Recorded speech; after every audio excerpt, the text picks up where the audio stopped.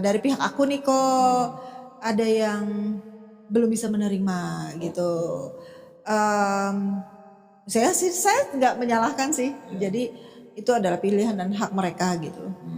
Cuman setelah saya belajar di Islam tuh kok ya di surat Nah, Al-Insyirah. malam hari ini saya kedatangan tamu yang kedua kali, kayak Yesus. Akhir zaman.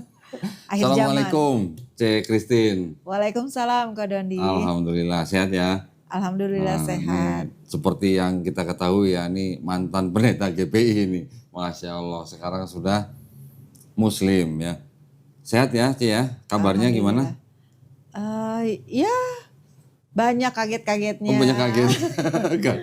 Gara-gara masuk channel Donitan. Betul. Jadi banyak kagetnya. Kenapa tuh bisa kaget gitu? Saya nggak nyangka ya viewsnya banyak, terus juga komentarnya banyak. Sekalipun itu bukan jadi salah satu tujuan saya kemarin Iya, waktu itu kan. iya. Cuma mau konsul, tapi kayaknya gimana ya kayak antara terjebak dan tidak gitu. Terjebak. Tapi terjebak yang bagus sih kok. Iya. Awalnya mau konsul. Awalnya mau konsul. Jadi podcast. Jadi podcast. Sekarang jadi banyak yang WA. Iya banyak yang WA sih kok, beneran. Siapa yang WA? Yang WA itu banyak kan yang banyak yang seneng ya dan nggak menyangka gitu bahwa ada yang ngajak ketemuan juga gitu kan. Ada yang ngajak umroh juga. Ada yang sempat bilang Masya Allah. ke kantor travel bareng. Oh gitu. Iya. Iya. Terus? Tapi juga ada beberapa terutama dari teman-teman komunitas Lama. nonis ya yang lama itu yang apa ya sedih sih kok Sedih. gitu ya. Ada yang marah-marah nggak? Marah-marah sih enggak. Cuman ya mengutarakan kekecewaannya sih gitu kan. Oke, dianggapnya meninggalkan Kristus. Iya, gitu meninggalkan iman. Padahal sih kan ikut Kristus. mau ikut Kristus ya. Iya. Alhamdulillah. Jadi banyak yang menghubungi setelah konten itu ya. Iya, dan banyak yang forward lah kok gitu, cuplikan-cuplikan. Banyak yang share. Banyak yang share gitu. Terus nyampe ke Mama nggak itu share-nya? Kayaknya belum sih. Oh berarti kalau gitu view-nya kurang banyak berarti. Makanya kita podcast lagi karena juga banyak yang request part 2 dong gitu. Kayaknya kemarin tuh banyak yang penasaran. Iya. Karena kan yang konten kemarin itu kan konten yang edisi sensor. Iya sih kok. Itu apa ya kalau istilah orang Inggris itu brutal honest ya kok. Oh brutal honest. Gitu. Tapi gini ya, kan kita juga harus memperhatikan juga mempertimbangkan lah ya. Jangan sampai kita ngonten tujuannya dakwah malah membuat jadi permusuhan atau apa gitu kan. Ya kita santai-santai aja, soft-soft aja. Kita nggak perlu bagaimana lah gitu ya. Yang penting kita masih tetap sama-sama menghormati gitu ya. Betul. Dari pihak gereja gitu ada menghubungi nggak? Jadi kamu jawab. Kalau kamu jawab nggak apa-apa.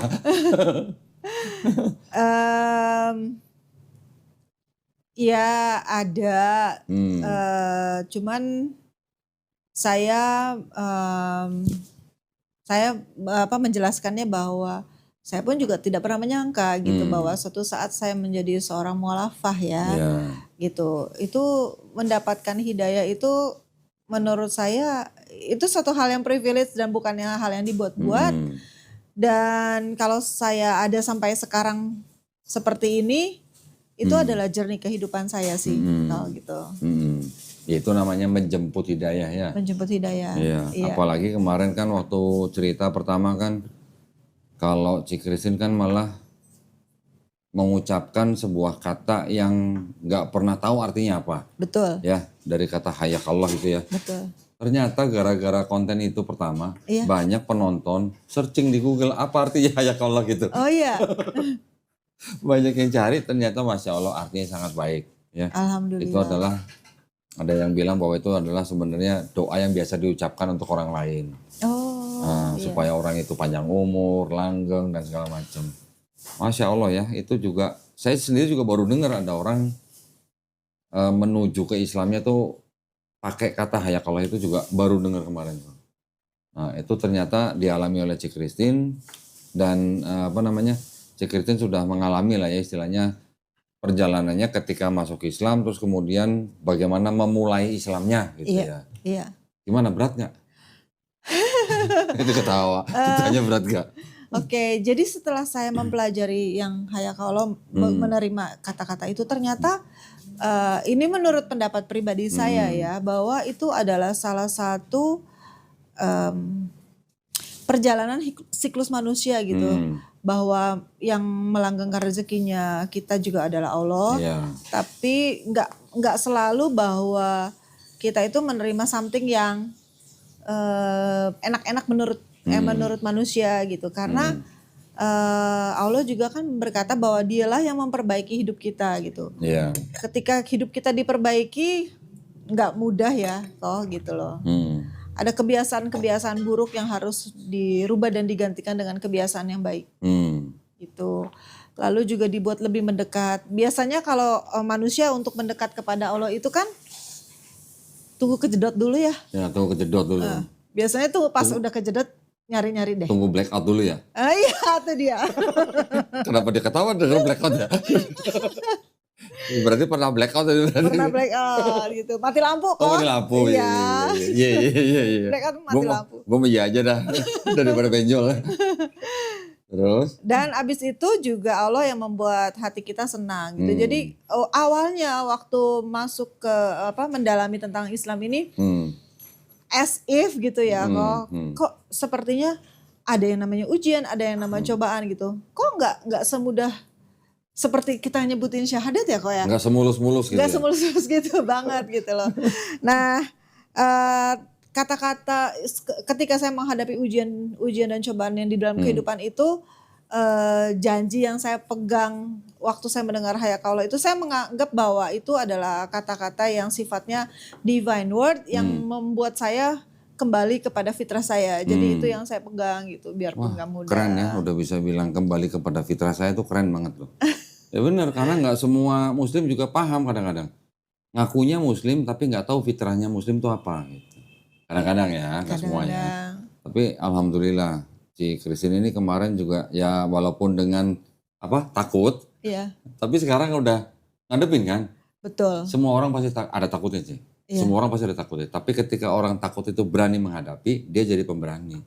Iya. Gitu. Boleh saya cerita sedikit nih, kebetulan di podcast. Harus banyak yang harus banyak ya. Jadi akhirnya video itu viral dan sampai kepada sahabat saya dulu gitu. Kami berdua tangis-tangisan karena karena merasa berarti kan tidak satu server nih gitu. Oh, temennya ini bukan Islam. Iya, nonis. Tidak lagi satu server gitu. Tidak bisa melakukan kegiatan yang dulu kita lakukan gitu. Tapi kita memikirkan di satu titik bahwa sebenarnya tidak ada yang salah dengan persahabatan ini gitu. Maksudnya saya secara personal tidak pernah menyinggung dia, tidak pernah berbuat jahat. Begitu juga sebaliknya gitu. Akhirnya kita memutuskan ya udah, kenapa persahabatan ini harus diputus kalau misalkan tidak ada satu hal yang mencelakakan keduanya gitu loh. Kan gini ya, orang beda keyakinan kan gak harus putus sahabat. Betul. Iya kan? Iya. Justru ini sedikit. 2 Korintus 6:14. Oh, ini ngomongin ayat lagi nih jadi ini. 2 Korintus 6:14.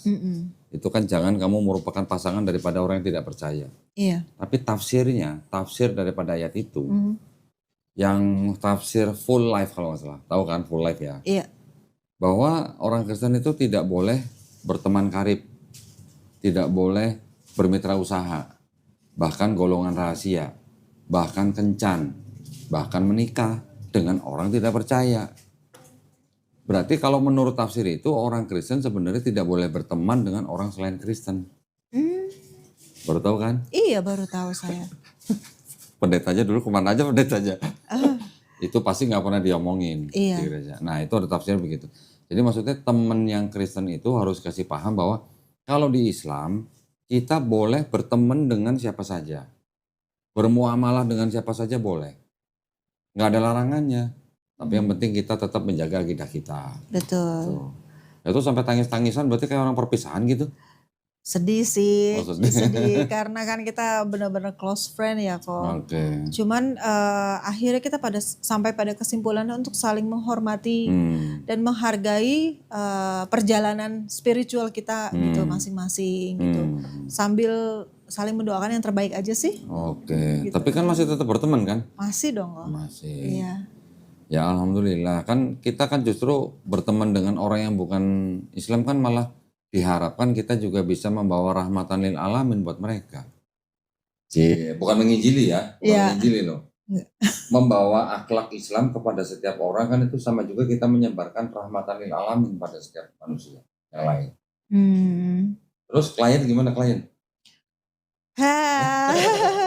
Berat banget ini jawabnya. Ini aku apa ya?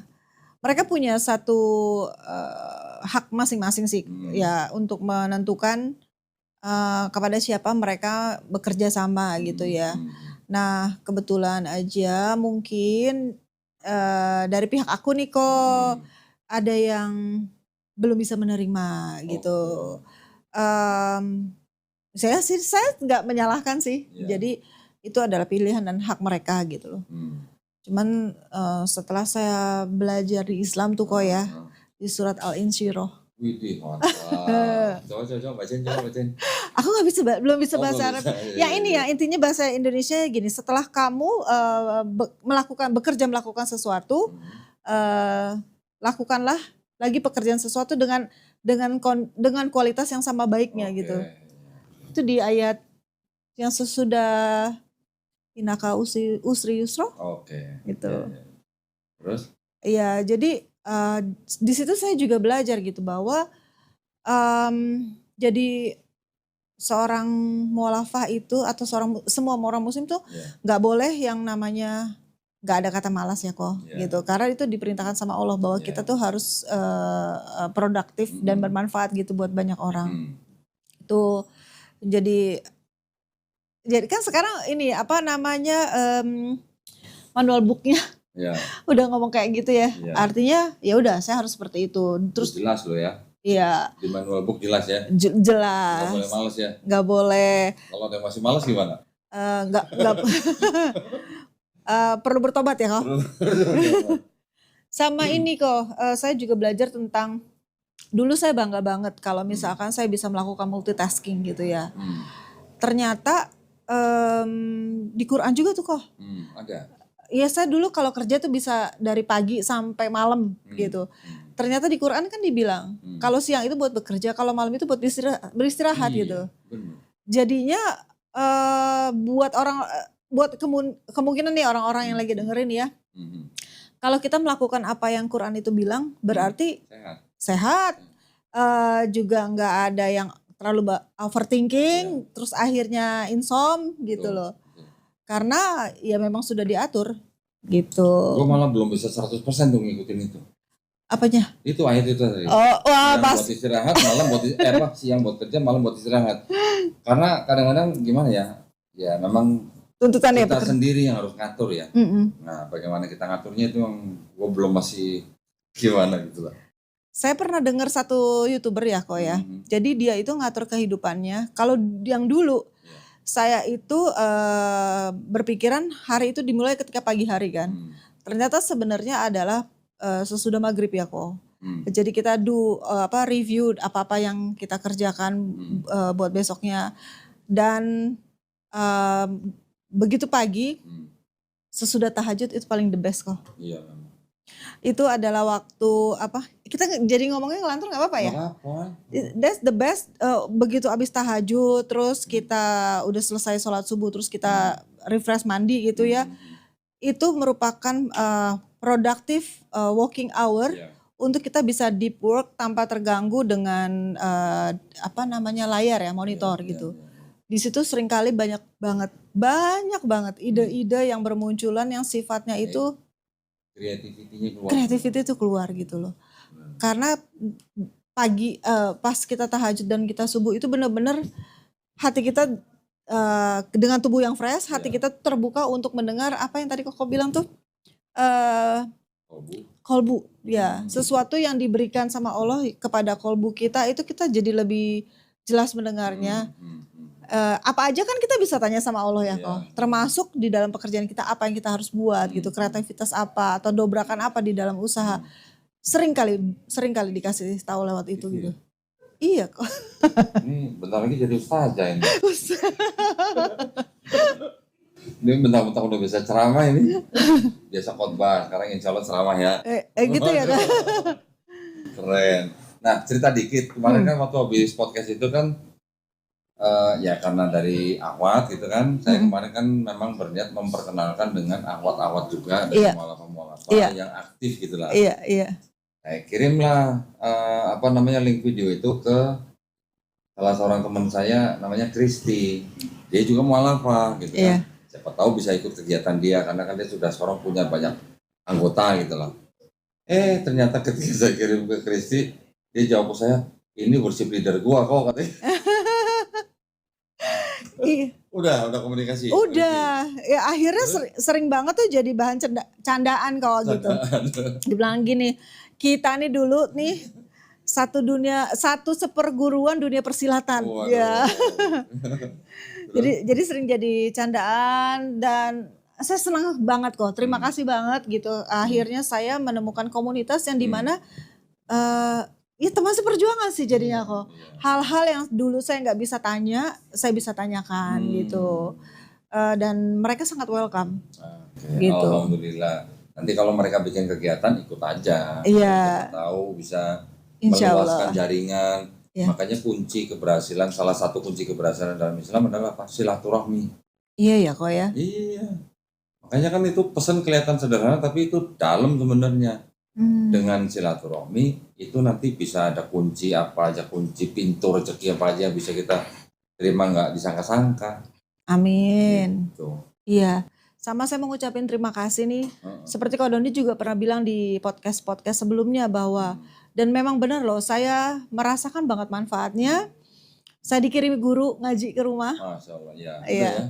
Udah mulai belajar. Alhamdulillah. Gitu. Terus? Dan malas nggak? Siapanya?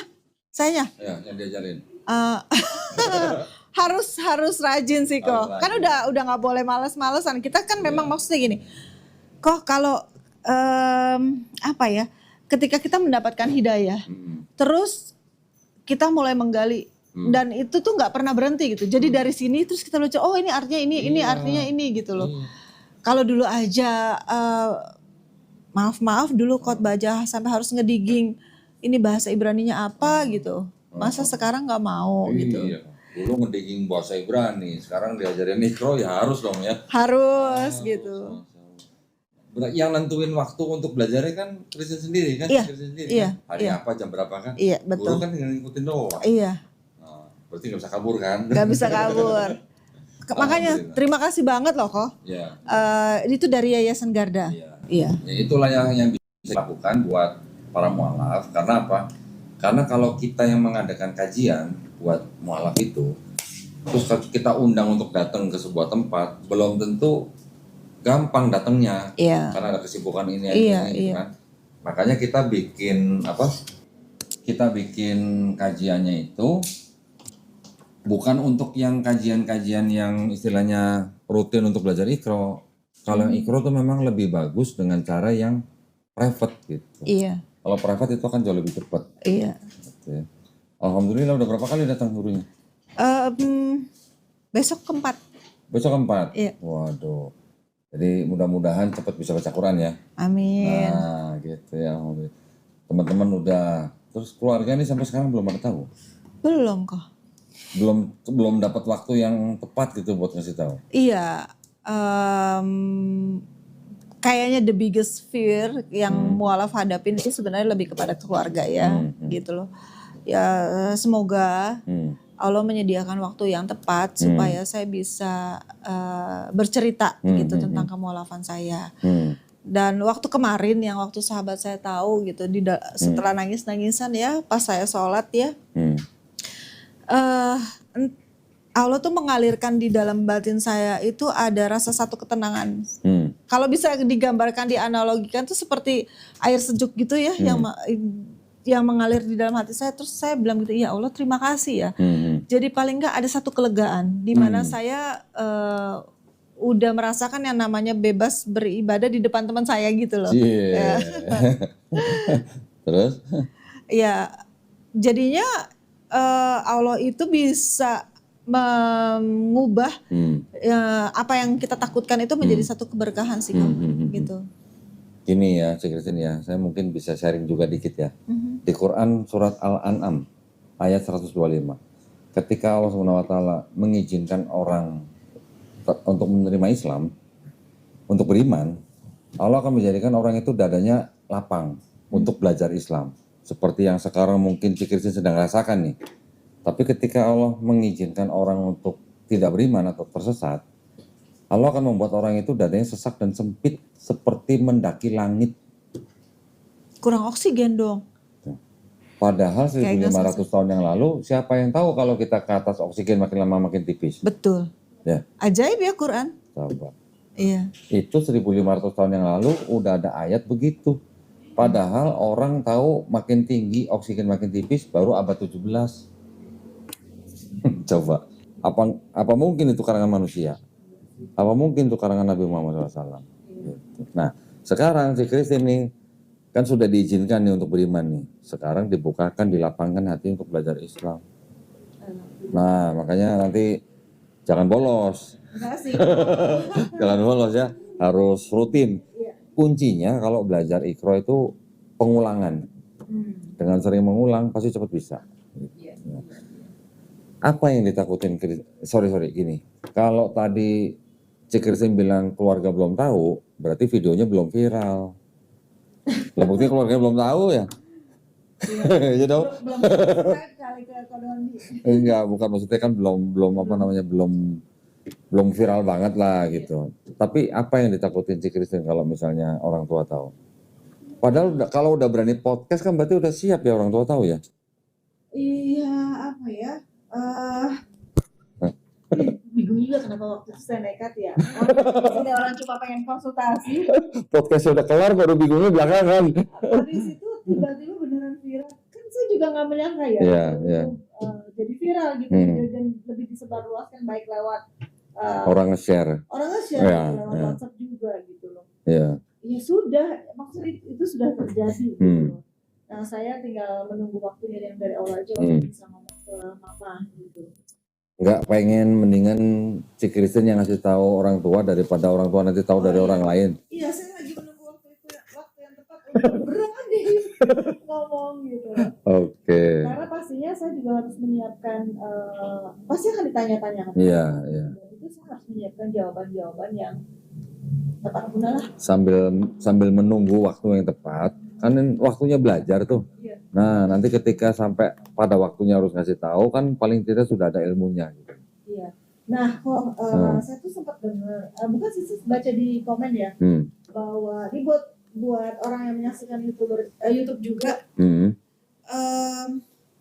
sering banget kan bahwa konten-kontennya Kododi di podcast ini tuh sangat baik gitu, dan mungkin juga banyak mualaf yang sebenarnya kan nggak menghafalkan semua yang ada di podcast. Nah, saya juga tahu bahwa barusan nih bahwa Kododi sudah menyiapkan toolsnya untuk ilmu yang sudah dipelajari ini di dalam bentuk buku ya kok. Iya. Nah itu bukunya ini kayak gimana nih kok?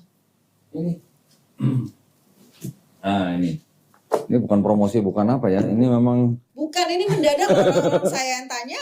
Buku ini judulnya Bible Expose. Saya menyusun buku ini dari tahun 2018. Iya. Ya, dari 2018 itu kan ya biasalah kita kumpulan orang-orang yang, karena kan waktu itu kan saya bikin grup WA. Di dalam grup WA itu kan memang banyak orang-orang yang curious gitu sama Kristologi. Jadi kita waktu itu sedang cari kontradiksi yang ada dalam Bible. Terkumpullah kira-kira 275 kontradiksi. Ya, nah dari 275 kontradiksi itu, ini 85-nya. Berarti ini first edition ya? Volume 1. Volume 1. Nanti insya Allah akan ada volume 2 dan seterusnya. Karena apa? Di Bible-nya LAITB ada ketentuan. Dilarang mengutip ayat dari kitab ini untuk tujuan komersial 500 ayat. Untuk non komersial 1000 ayat. Oke. Jadi gue bikin 85. Nah setiap kontradiksi kan biasanya saya bandingkan antara 4 ayat minimal. 85 kali 4 itu udah berapa? Udah 300 lebih. Belum kalau ayatnya lebih dari 1 di setiap itu. Iya, untuk teman-teman mualaf ini bisa mendapatkan buku yang keren kayak gini di mana nih kok? Ini di toko hijau ada, di toko oren ada, sama bisa pesan ke Melisa. Melisa ya. Nah, ada nomornya, ada linknya di deskripsi. Ini pasti berguna banget sih. Ya gini, ini tujuan saya bikin buku ini bukan untuk apa-apa, tapi tujuannya hanya untuk membentengi akidah umat Islam sebenarnya. Tujuan awalnya itu, tujuan utamanya gitu. Jadi ini tuh it's a must book untuk para mualaf dan mualafah. Karena bakal ditanya-tanya pasti kok. Pasti. Iya.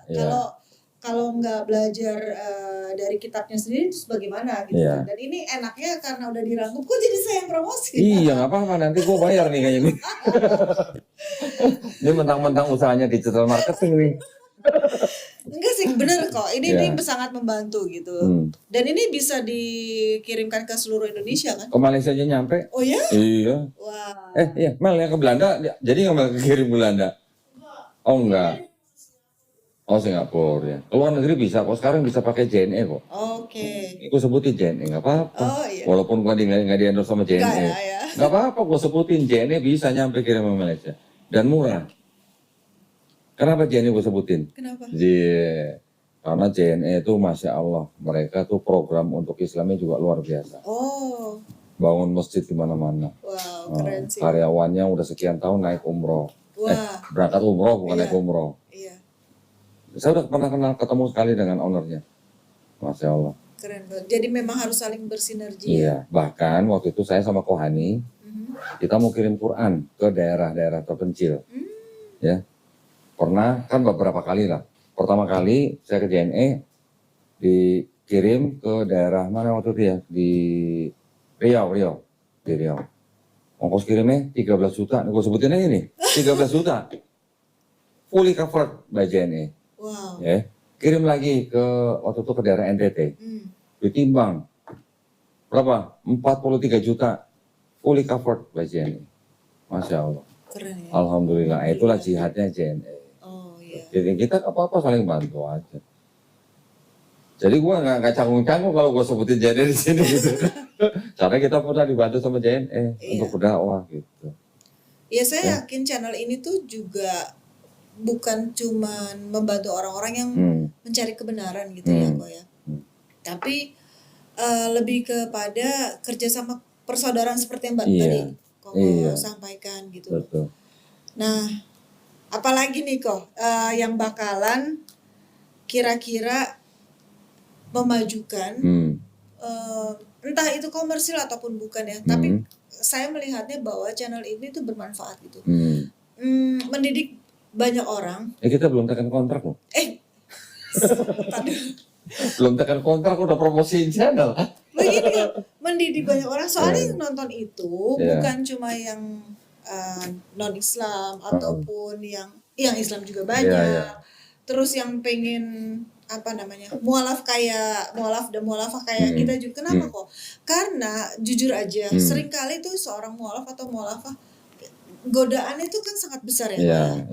Dan untuk rasanya banyak sekali pertanyaan di kepalanya dia yang butuh untuk dijawab, dan selain dia mencari dengan belajar sendiri gitu. Dengan adanya komunitas Yayasan Garda dan kembali diingatkan ternyata banyak sekali mualaf dan mualafah punya ceritanya masing-masing dan mereka juga mengalami ada yang sama, bahkan ada yang lebih ada yang ekstrim, ada yang ekstrim gitu. Ada yang disekap di rumah, bahkan sampai ada yang dipasung. Pernah dengar dipasung? Pernah. Itu udah melanggar HAM banget sih kok. Ya kadang-kadang kan pihak keluarga ya, namanya pihak keluarga, apalagi ada adat. Betul. Adat setempat gitu, yang masih ada seperti itu, nah itu yang kadang-kadang masih susah. Tapi ngomong-ngomong, kenapa jadi dia yang jadi host ya? Ntar kita tekan kontrak dulu ya. Nah ini kan berarti Cik Christine kan sekarang kerjanya di bidang digital marketing ya? Iya. Punya perusahaan sendiri berarti kan? Iya. Woi, boleh dong share dong. Iya dong, ngapain aja? Bikin apa aja? Oh oke. Bergeraknya di bidang digital marketing dan branding. Jadi punya perusahaan agensi sih kok. Perusahaan gitu. agensi, oke. Yang ngebantu brand untuk bisa establish. Mungkin kalau yang orang-orang sosial media pasti ngerti lah gitu ya. Oke. Namanya apa agensinya? Namanya Kiridasi. Kiridasi. Iya. Nanti boleh ditulis di bawah. Kontak personnya siapa gitu. Ya boleh sih. Boleh ya. Jadi siapa tahu kan ada teman-teman dari kalangan muslim yang mau pakai perusahaannya. Oh iya. Siapa tahu kan? Iya bismillah. Nah, alhamdulillah. Siapa tahu ya. Jadi kalau teman-teman yang butuh jasa digital marketing bisa hubungi Cik Christine gitu ya. Siap. Insya Allah ya. Insya Allah. Nah, itu skalanya udah nasional atau enggak. nanganin perusahaan-perusahaan multinasional atau? Iya, masih kecil-kecilan sih kok. Kecil-kecilan. Cuman pernah menangani perusahaan yang dari Singapura. Oke. Oh, berarti perusahaan internasional malah. Nasionalnya Singapura. Oh, nasional Singapura. Sama pernah Merendah aja. pembuatan untuk video dari Changi Airport waktu itu. Changi Airport. Changi Airport Singapura. Wih, deh. Kok malah nggak bikin video yang untuk ini airport di Jakarta gitu? Belum. Belum. Belum tekan kontrak. Belum tekan kontrak. Ya, nggak apa-apa lah. Siapa tahu lah ya nanti teman-teman yang mau pakai jasanya Kiridasi. Kiridasi Agency berarti ya? Wih, deh. Bener namanya berarti ya? Iya. Boleh nanti kontak personnya bisa dihubungin ya. Kontak personnya langsung si Christine atau staffnya? Ada official WhatsApp number sih. Oke. Iya. Ya. Jadi sekarang perjalanannya Cik Christine sekarang memang sedang belajar pokoknya. Sama sedang menghadapi teman-teman baik kalangan Islam maupun yang belum Islam. Iya. Ya. Jadi gini kok ada teman saya, dia itu tadinya Muslim, terus sempat murtad. Oke. Terus kembali lagi menjadi Muslim. Oke. Dalam perjalanan dia menjadi seorang nonis, dia bahkan sampai sekolah dan udah sampai master. Widih, nggak dulu yang murtadin Cik Christine? Bukan. Kirain. Cuma teman seperjuangan dulu lah gitu, teman satu organisasi gitu. Iya. Dan dia kasih tahu gini sih, kasih tips yang membuat saya oke, akhirnya kayaknya memang lebih baik langkah ini yang saya ambil. Jadi buat yang mualaf dan mualafah gitu mungkin akan menghadapi hal yang sama, mungkin menghadapi social justice. Jadi yang pertama no condemnation. No condemnation. Okay. Terus juga no clarification. Maksudnya nggak perlu. Nggak semua orang itu nggak semua orang yang protes itu perlu kita jelaskan gitu loh Pak ya. Karena dengan aku sih terlalu percaya ya kok dengan berubahnya seorang untuk lebih berserah kembali ke fitrah dan memperdalami apa yang dia percayai itu akan mengubah pribadi orang itu menjadi lebih baik sih. Jadi dengan sendirinya kalau buat aku tanpa kita harus melakukan pembelaan diri gitu. Kehidupan kita sendiri juga akan berbicara gitu. Itu aja. Tapi itu dulu teman satu organisasi ketika dia sedang murtad atau ketika dia muslim? Kan sekarang udah muslim lagi. Enggak, dulunya. Dulunya. Kan pertama kenalnya? Oh, dulunya itu waktu dia satu organisasi kok sama aku. Iya. Kenal dianya murtad. Tuh ketika dia sedang murtad. Oke. Gitu. Nggak nanya dulu kenapa murtad gitu. Lupa. Dia aja kaget loh. Oh really, dia bilang gitu. Interesting, dia bilang gitu. Kita harus ketemu nih.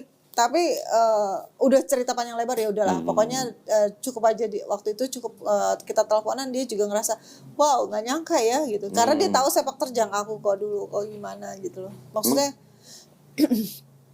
kan di masa yang sebelum saya menjadi mualafah gitu loh kok gitu. Berarti yang Kristi juga tahu dong sepak terjang Cik Christine dong berarti. Nggak tahu deh kalau dia tahu apa enggak, cuman udahlah kok jangan. Iya. Kan dia maju. Yang pertama ngomong sepak terjang kan dia bukan gua. Ada jejak-jejak digitalnya sih yang dulu, tapi saya udah nggak mau buka, udah nggak mau itu lagi. Gitu. Oke. Yang penting sekarang kita ngeliat ke depan. Betul, iya. Kalau ngeliat ke belakang nanti kejedot. Betul kok. Iya. Ngeliat ke belakang ntar blackout lagi ntar ya. Wah udahlah, udah tidak lagi itu. Udah tidak lagi. Tidak boleh lagi. Oke, ya. Mudah-mudahan kita semuanya nanti bisa ngejalanin yang di depan kita dengan jauh lebih baik lah gitu ya. Iya. Dan harus berkomunitas, bener banget. Itu dia. Bersyukur banget aku podcast di sini dikenalin dengan teman-teman. Kita nggak sendirian gitu. Penting karena yang namanya ganti komunitas itu penting. Betul. Bukan berarti kita terus harus bermusuhan dengan komunitas lama, bukan. Tapi kalau kita punya komunitas yang baru, yang jelas kita pasti imannya jauh lebih terjaga. Gitu. Iya. Kalau masih di sini terus ya, nanti diajakin ini kadang-kadang tergoda gitu kan. Buat teman-teman yang mualaf dan mualafah kok, walaupun tanpa di podcast atau datang ke sini, bisa nggak sih join? Sebenarnya bisa kalau untuk komunitasnya ya. Untuk komunitasnya maksud saya. Bisa. Oh, menghubungi siapa kok? Saya lagi jadi hostnya. Itu tuh Melisa tuh. Atau mau jadi ini public relation? Boleh juga. Kan gini, yang namanya mualaf itu kan memang harusnya punya komunitas yang artinya kita bisa saling komunikasi, ya kan? Ada kegiatan apa, kalau bisa kita undang juga mereka datang. Walaupun nggak bersyarat di sini nggak apa-apa. Betul. Yang penting tujuannya pada saat event itu kita bisa menguatkan iman kita gitu. Ya bersyukur banget, alhamdulillah. Iya, nah bedanya mungkin kalau ini ngomongin sebelah lagi sebentar aja. Iya, oke. Kalau yang dulu di sebelah itu kan pasti kan denominasinya kan beda-beda. Iya. Nggak mungkin gereja ini ngundang gereja ini kan nggak mungkin. Iya. Iya kan? Kalau ngundang bentar rebutan jemaat lagi ntar. Wah itu. Nah ya kan, jadi kan di Islam itu sebenarnya kita malah nggak mengenal yang namanya harokah seperti itu untuk kalangan mualaf. Mualaf ya mualaf, udah mau syahadat di mana tetap sama. Bahkan kalau mualaf ketemu mualaf itu kadang-kadang malah rasanya seperti saudara yang lama nggak ketemu walaupun kita nggak kenal. Saya juga pernah ngalamin yang begitu. Oh. Ada apa ya namanya kesamaan rasa gitulah. Jadi beda ya, sangat beda ya, maksudnya gini.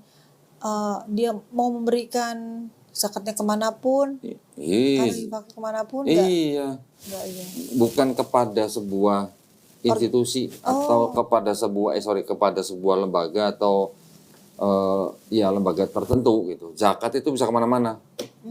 Tinggal tergantung kita nyalurannya lewat mana. Pokoknya kalau udah yang disebut dengan ambil zakat, ya udah dia yang beramanah untuk memberikan kemana-mana. Gitu. Jadi nggak rebutan jemaat. Enggak ada istilah rebutan jemaat, nggak ada. Islam ya Islam. Coba sekarang kalau lagi safar. Mau sholat di masjid mana aja kan? Emangnya lo perlu milih ini masjid apa, ini masjid Muhammadiyah, ini masjid NU. Emang mau milih begitu kan? Enggak. Iya. Pokoknya masjid udah masuk aja sholat di situ. Iya. Gitu. Kalau justru itu yang menjadi sebuah kenikmatan juga. Iya benar. Dulu waktu saya masih Kristen, kalau lagi touring naik motor. Iya. Namanya Kristen taat nih ya ceritanya. Touring misalnya pergi hari Sabtu. Pas hari Minggu pagi, karena lagi di luar kota, kan nggak bisa ke gereja yang biasa kita samperin. Iya. Sampai pernah saya nyari gereja di kota yang tempat kita touring. Begitu datang, ya beda. Begitu datang, ya beda. Nggak ada yang gereja yang biasa kita datengin gitu.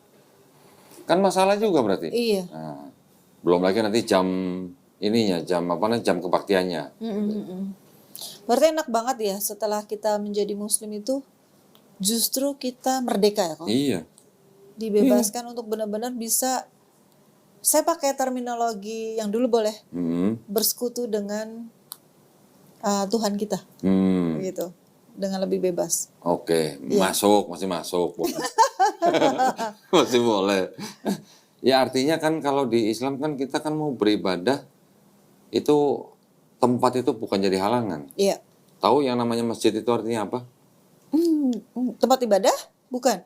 Tempat sujud sebenarnya. Oh, tempat sujud. Jadi mau sujud dimanapun boleh. Asal berkiblat. Ya. Asal ada ketentuannya kiblat. Gitu. Jadi masjid itu bisa berarti bangunan untuk sholat.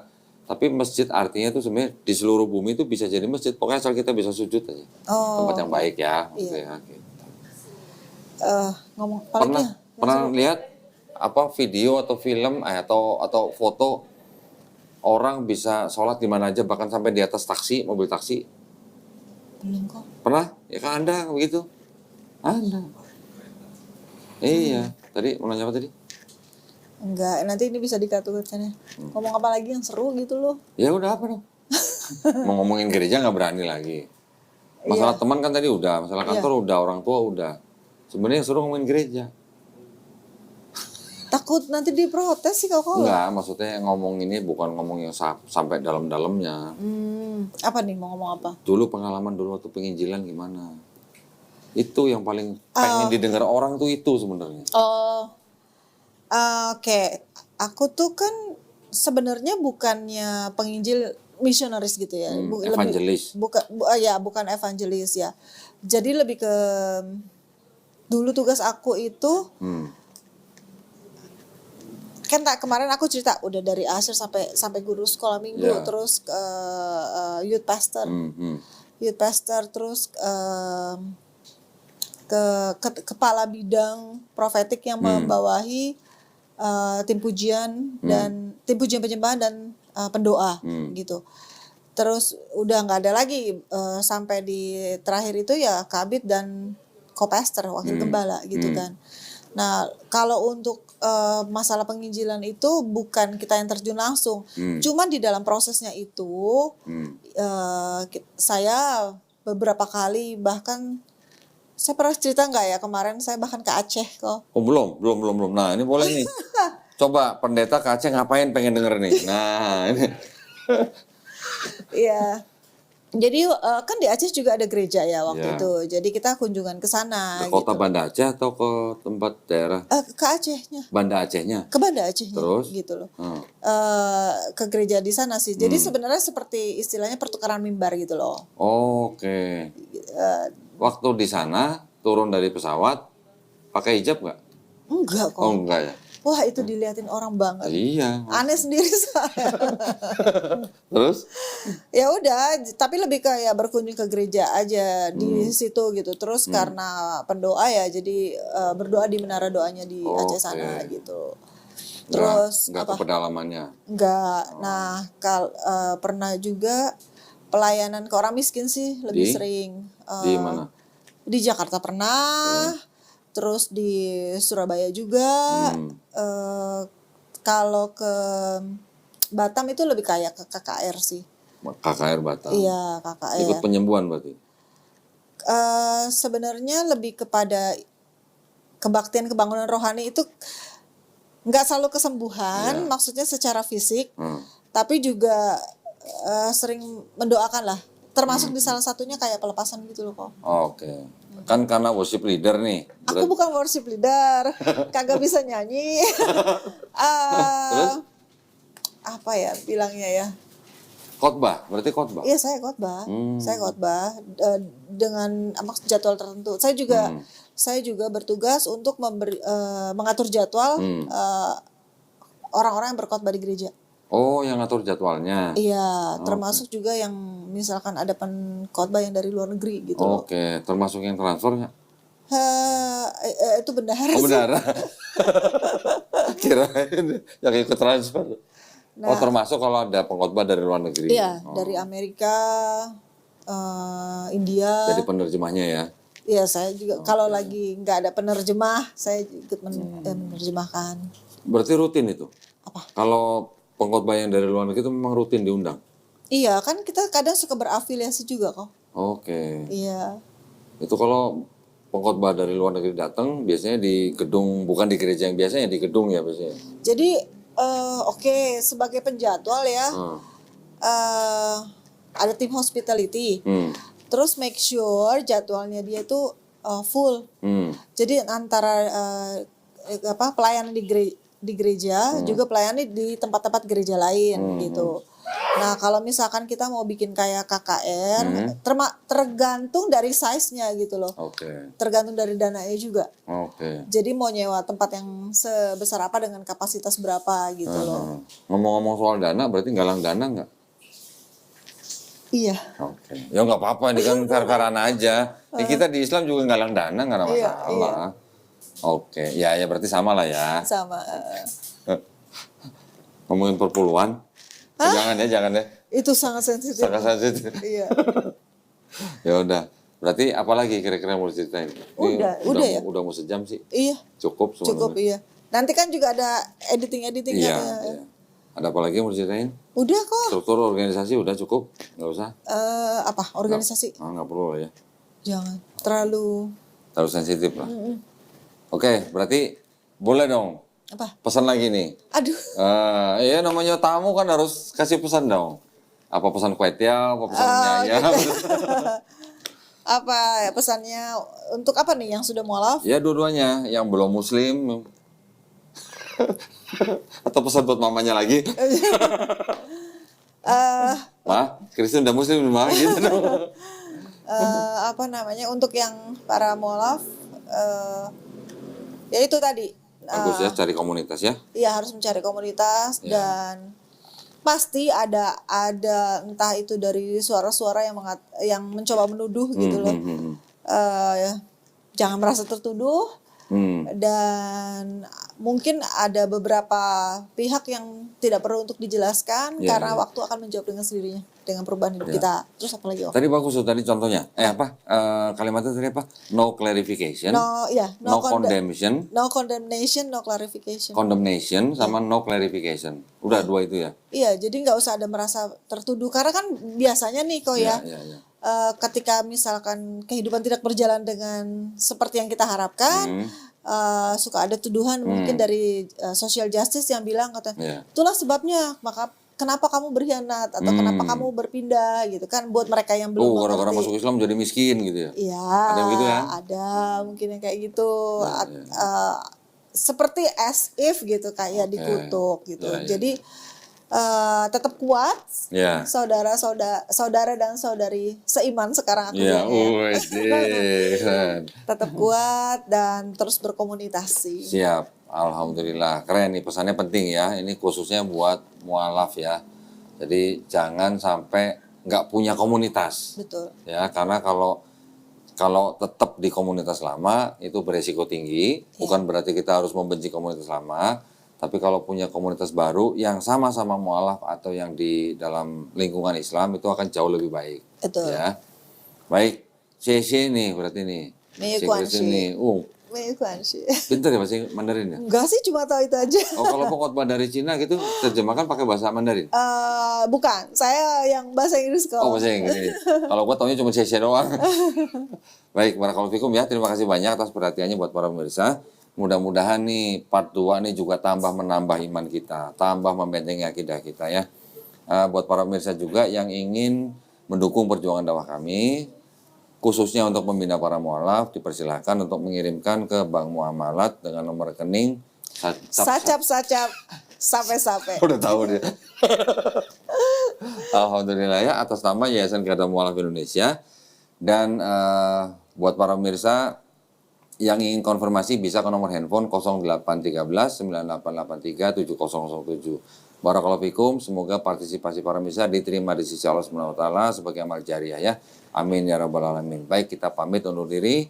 Wabillahi taufiq wal hidayah. Wassalamualaikum warahmatullahi wabarakatuh.